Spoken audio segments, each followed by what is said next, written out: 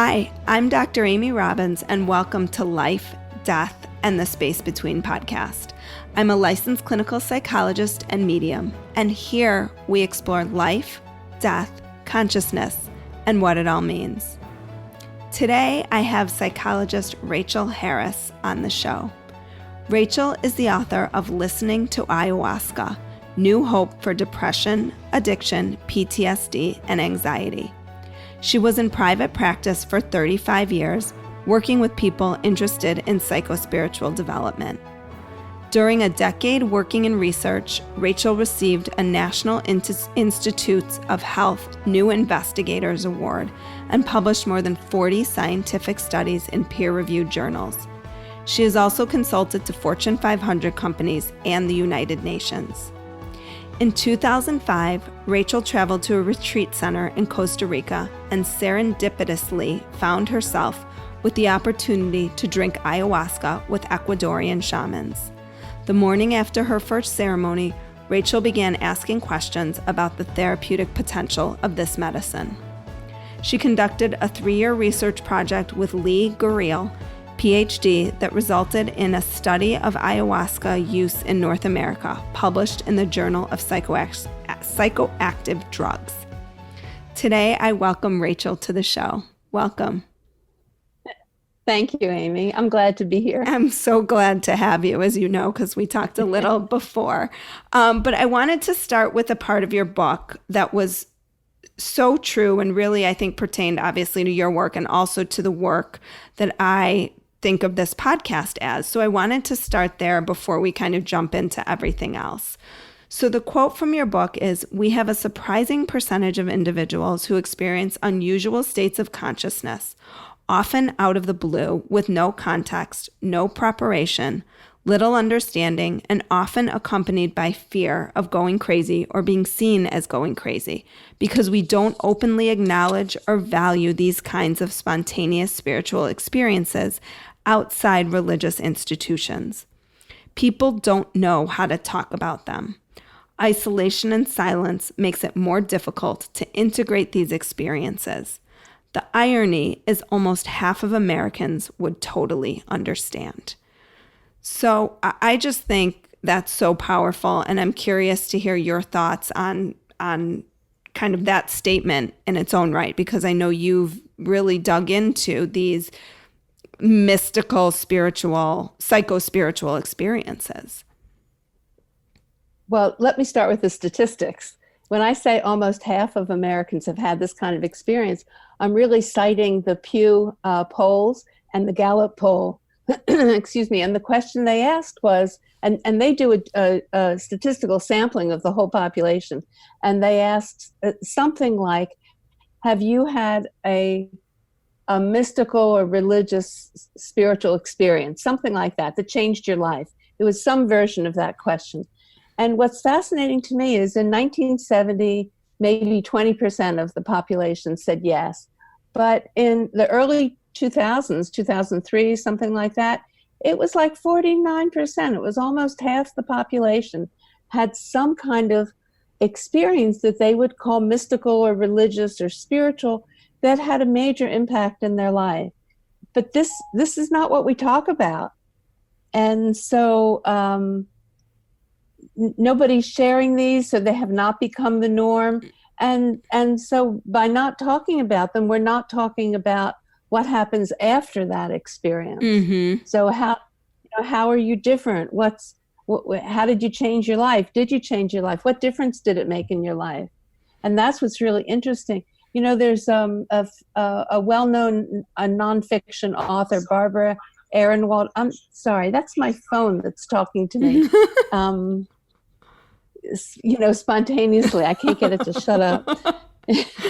Anyway. Maybe that's what we're talking about. Maybe we're having a shared... I think this is Siri.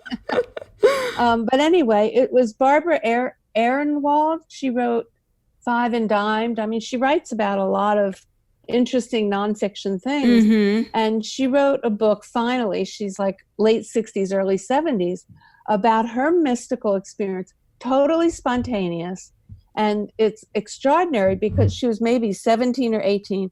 And she said she was walking down the street and everything burst into flames.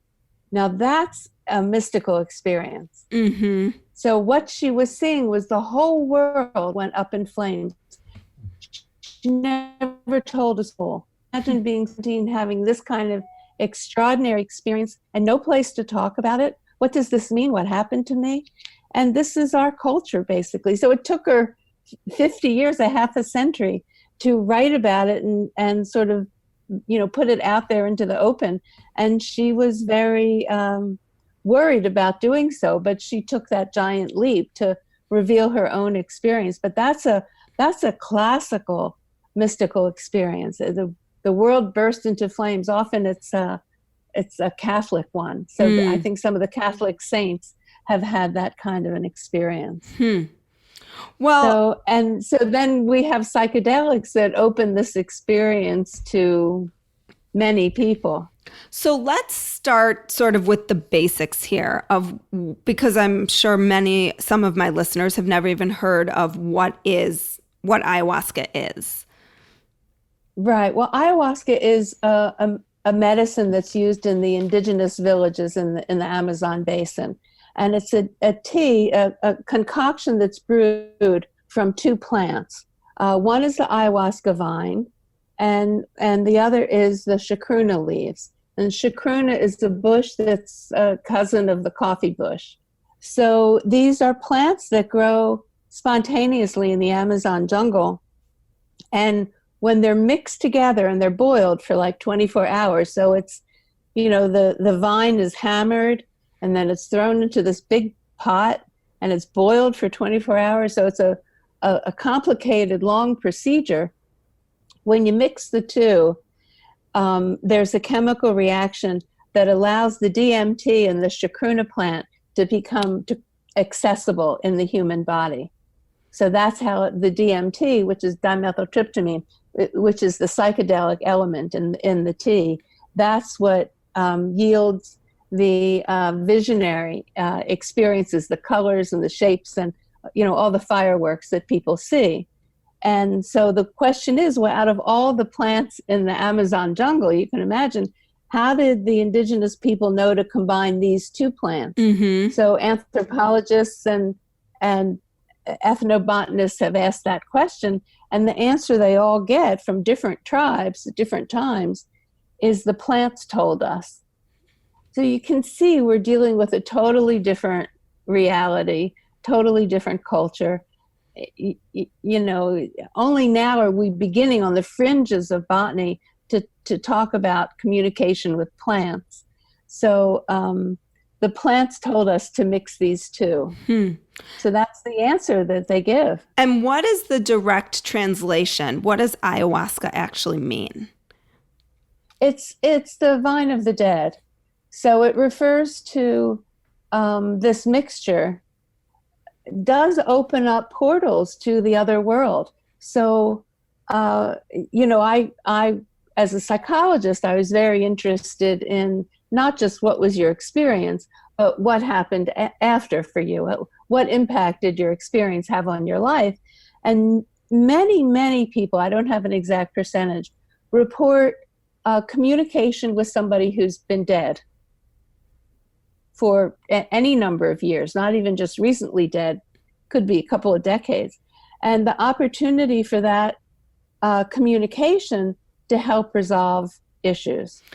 Well, and one of the things that you say in your book, which I will probably be quoting you on for the rest of my life because I thought it was so profound, is that integrating the importance of this all is integrating the spiritual insights into behavioral change. That the actual spiritual experience is not necessarily enough, but how you use that spiritual experience to make changes in your life. Is that right? Right. And that's sort of where the therapeutic piece comes in. Right. And so in the ayahuasca communities, people are talking about the importance of integration. But the way that's initially been translated is that take it easy the next couple of days, maybe go to a yoga class, go for a walk in nature, meditate. It's been very sort of spa-like instructions, if you don't mind my saying that. As a therapist, I think that, there's an opportunity here to do some amazing work, because things happen during the ceremony that open up access to information about our families, to old memories, to sometimes trauma. People report reliving trauma. And these are opportunities to work on things that go way beyond getting a nice massage. So, I mean, one example of access to family information was one woman received information in a ceremony that her mother was not her biological mother, but her sister. And this happens in some families. Yeah, absolutely. Where somebody gets pregnant and a different person raises the baby. I mean, these kinds of stories happen in many different kinds of families, and it changes everything. And then, of course, she asked, well, who was the father? And it's a family secret. So this opened up a lot of conversation, generational, in the family. People report seeing traumatic episodes that they had never known about or just not thought about. So there's an incredible therapeutic opportunity here. One of the first psychiatrists working with LSD way back in the 50s talks about the opportunity after a psychedelic experience, after an LSD experience, is the opportunity to restructure the personality. I mean, it really is an incredible therapeutic opening that happens. And that requires ongoing therapy. And it's been the use of these psychedelics. I know, this you're part one of a 4 or 5 part series on the exploration of psychedelics, but it's really been it went underground for a long time. Well, it was illegal. But now it's in the early 70s. Right. And now it's what they call a renaissance. Right. A resurgence of exploration. So talk to me a little bit about what... Could I speak to that issue for Absolutely. a minute? Because there is a renaissance. There's a lot of research going on. And what will become, as the data gets approved through the Federal Drug Administration and different therapeutic use of psychedelics becomes an option, it will be controlled by the medical profession, not you, not me, not psychologists. Right. It'll be prescription. And it will be the protocol that's approved. And the protocol generally consists of maybe 3 or so preparatory sessions with a therapist, 1 or 2 experiences with the medicine, whatever it is, and then a couple of debriefings, 3 or 4 therapy appointments afterwards. Now, some of these appointments are 90 minutes. So there's a real, you're not rushed. And I know some of the therapists providing this care is sometimes people phone a month or 2 later and they talk. But this is, in general, a very packaged deal. This is the protocol that will be approved for the medical use of the psychedelics. And that's very little therapy. Yes, it is. Right? Yes. And I mean, people have heard me. I was in therapy without psychedelics for 17 years. So 17. Yes. And I always say I had a great childhood and amazing parents, and still there was that much to work out. So maybe you could, fast forwarded 8 years with the use of psychedelics, but right.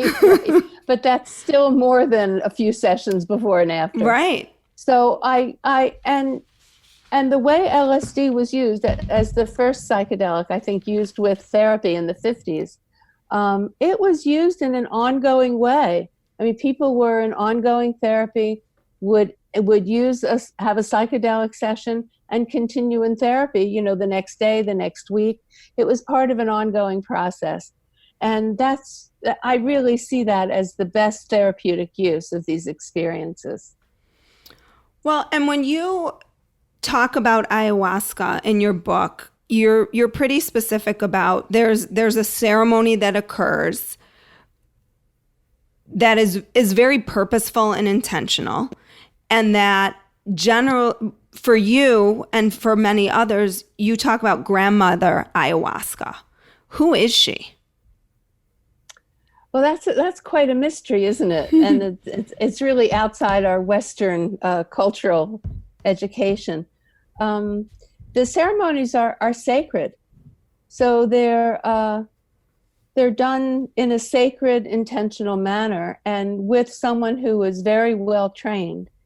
So a number of the Americans, Anglos, who I know, have studied for maybe at least 6 years before they begin leading ceremonies on their own.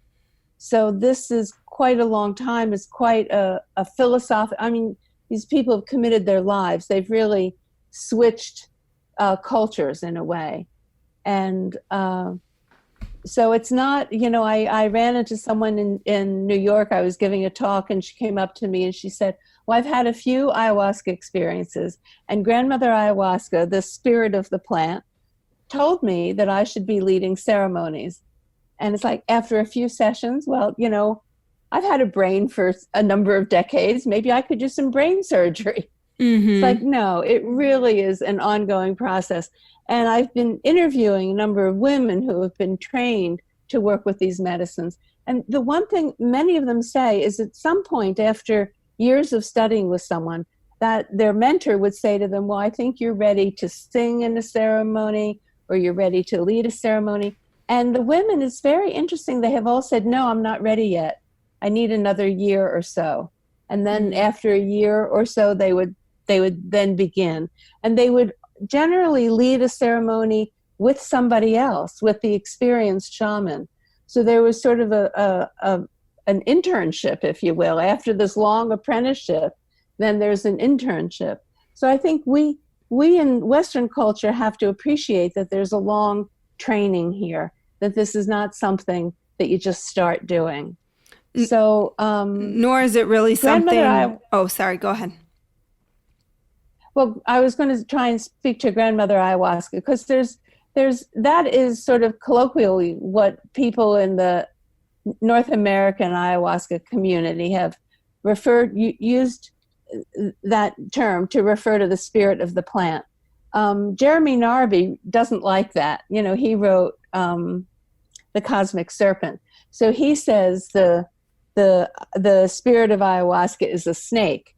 So that's a very different cosmological picture. Mm-hmm. But certainly in Western use, most people speak about grandmother ayahuasca. And when I did my study, which was of North Americans who had an experience in North America, do you have an ongoing relationship with the spirit of ayahuasca?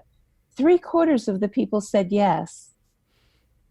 Now that's they're not all exactly hearing a voice, but they are in some kind of attunement, communication, ongoing relationship with this plant spirit. Even when they're not under... Ongoing, totally sober. They connect with her in dreams, in meditation, in reverie, in their own way.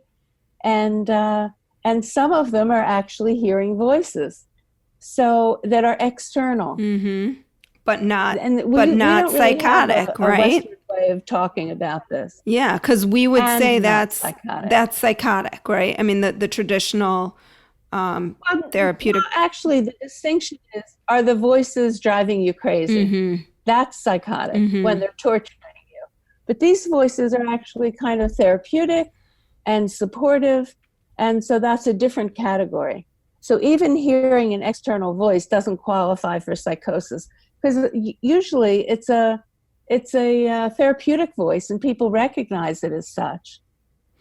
Well, we recognize it as such, but I think that there are still a lot of people who think that when they hear things that are outside of themselves, that perhaps they're going crazy.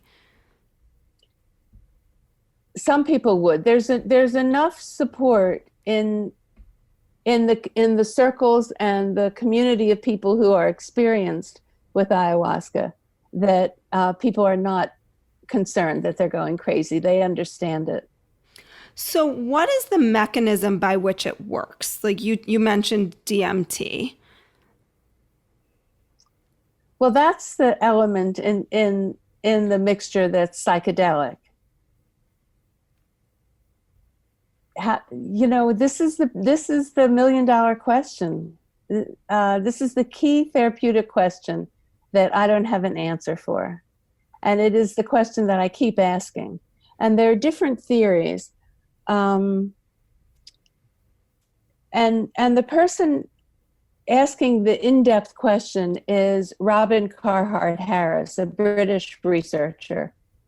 And he's at Imperial College in London. And of course, he's looking at functional MRIs when people are under the influence, not researching ayahuasca, but psilocybin and other psychedelics. But it's the same question. Because what they do is they quiet the default mode network in the brain. That's not an anatomical structure. It's a network that goes throughout the brain that is sort of the mechanics of our everyday mind wandering is what it's called. Mm-hmm. When we're mulling over the past or thinking about the future, but we're not exactly present and focused. So sometimes when you're driving and you realize, oh, I don't know how I got here, it's that part of your brain that was just floating and kind of just on automatic. Or if you're ruminating, that's the default mode network. If you're going over and over things that upset you, mm-hmm. or worrying about the future, anytime we get into a loop, that's the default mode network. And so the psychedelics quiet that network. And can you then change that network? I mean, that's the goal, right? This is what we always are trying to do in therapy, right? Is get people out of that default mode, that feedback loop that they keep telling themselves, whatever story that they're telling themselves. Exactly, right, the narrative. How is ayahuasca, or I guess you're saying we don't really know how ayahuasca is changing that, but somehow it stops that loop from continuing to fire? It can. So it certainly quiets it. And it's also neurogenic. So other neural pathways are created. So other neurons are created. I mean, we only knew that neurons could continue to be developed in the brain since the early 1990s. We thought we'd just lose brain cells, but no, we keep regenerating. Mm-hmm. But all the psychedelics are neurogenic.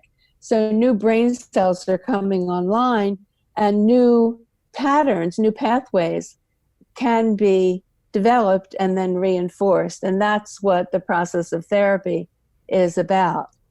One of the ways this happens clinically is that not only is the default mode network calmed down, but as a result of that calming, which quiets that loop, we're able to have more perspective, therapeutic distance from the things we say to ourselves. And people reported this in ways that make sense immediately. And it's something like, I still have trouble with my moods. I still get depressed or anxious, but I don't take it so seriously anymore. So you hear the distance. Mm-hmm. I don't take it so seriously anymore. And there are a couple of different psychological terms for this. Certainly becoming more objective. I think disidentification. There are a couple of different terms for this cognitive space that we have. So we get a little distance from our standard ego function. Right. I was going to say you become like the observing ego is able to take over. Yes. And that opens up more choice. and questions of discernment. How do I get a chance to reset my programming? How do I want to function in my life? So there really is what that psychiatrist said from the 1950s with LSD therapy. There really can be a restructuring of the personality. Given the quieting of the default mode network, the distancing, and the choice that opens. Wow. Well, we're going to make this into a 2-part episode because I still have a lot more questions for you. So we're going to stop for today and then come back next week and talk about my other questions about all of this. So we'll do that, come back next week and pick up where we left off. Thank you, Amy. Like what you heard today and want to hear more? Curious about what comes next and what it all means? You can subscribe on iTunes. Just go to podcasts and find Life, Death, and the Space Between and hit subscribe. And you can follow me on Twitter and Instagram at Dr. Amy Robbins. Ask me any questions you might have, let me know what else you'd love to hear about, or just share your story. I can't wait to hear from you.